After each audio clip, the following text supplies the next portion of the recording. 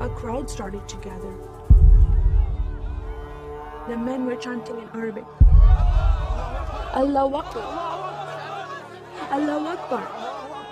And my father and I, as I was holding his hand, were pushed to the front of this crowd. In the center of this crowd was an Arabic woman, dressed just like this, and she was tied up and she was sitting on a box. Next to her was an Arabic man, and he did a traditional Islamic prayer on the floor. And he got up from the floor, and from his side, he pulled out this very long golden sword, and he beheaded the woman. My legs are shaking, and my heart is going fast. And my father said, if you don't listen to the teachings we're instilling in your life, this will happen to you one day.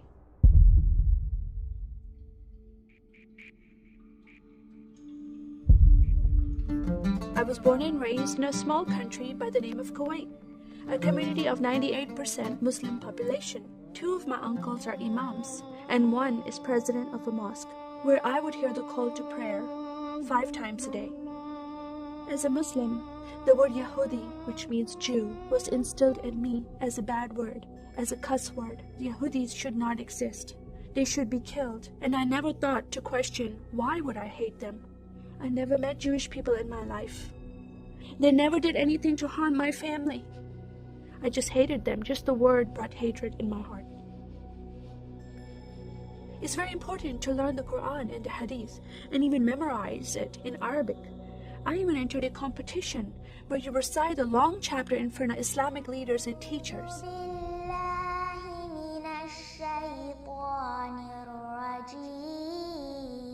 And I came 2nd place. I thought I did a good job. But my father said, no, that's not good enough. Most of my life for me, it was alone, by myself, broken person, in need of love from my family, but I never received it from them. I tried to experience this love from Creator God, from Allah. In my prayer times, I lifted up my hands and I cried out to Allah for help. Please have my father stop beating my mother. Please have my father stop beating me. But no help came.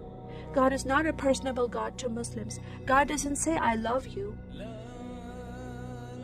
Saddam Hussein forces came in the middle of the night and invaded the small country of Kuwait. And then they came to my city and they destroyed property and they looted people's home and they stole possessions and they killed the men and they raped the women. Then we were granted asylum status to stay in the US. My grandmother suddenly got very sick. She had a heart attack and she went to the hospital. And 2 days later, she passed away. I was devastated because I lost my best friend. And this lady approached me and asked me if I was okay. And I said, no, Paula, my grandmother died. And I just started to cry again. At that moment, I was hurting so much, only crying helped. And Paula came to me and put her arms around me and she gave me a hug. And then she asked me a question. Would you like to go to church with me? When I walked into this church, I experienced love from these people and acceptance from these people like I've never before. Fellowshipping together. They were men and women together. They didn't have to be separate. No one was judging each other. And they knew I was Muslim. They were so friendly to me themselves, accepting of me and loving of me. And that was really surprising to me. And for the first time in my life, I heard a message from the Bible. He started reading the message about Yeshua. When he walked into the synagogue, he was given a scroll from Prophet Isaiah, and he opened the scroll and he started reading that scripture. That the Spirit of the Sovereign Lord is upon me, because he has anointed me to preach the gospel to the poor. He has sent me to heal the broken heart and to proclaim liberty to the captive and freedom of sight to those who are bound, to proclaim the year of the Lord's favor. First time I heard these words of freedom and healing and liberty. I'm desperate to be freed from bondage. I was held captive in Islam and I wanted to be freed from that. I was blinded with so much hatred in my heart. The darkness broke from my eyes. The veil came off my heart. I knew the decision I was making to leave Islam is a big decision. By Sharia law, Islamic law, it is death penalty. But I'm desperate to know a living God. In that day, I gave my life to becoming a follower of Jesus. This is the God of Israel, God of Abraham, Isaac, and Jacob. And the nation of Israel is God's heartbeat. And I said, God, forgive me. I did not know I hated your people. I love the Jewish people because it's their God, their Messiah that I'm following. And He told me to love them. I never knew what happened to the 6 million Jews that died. I never heard that in Kuwait in history.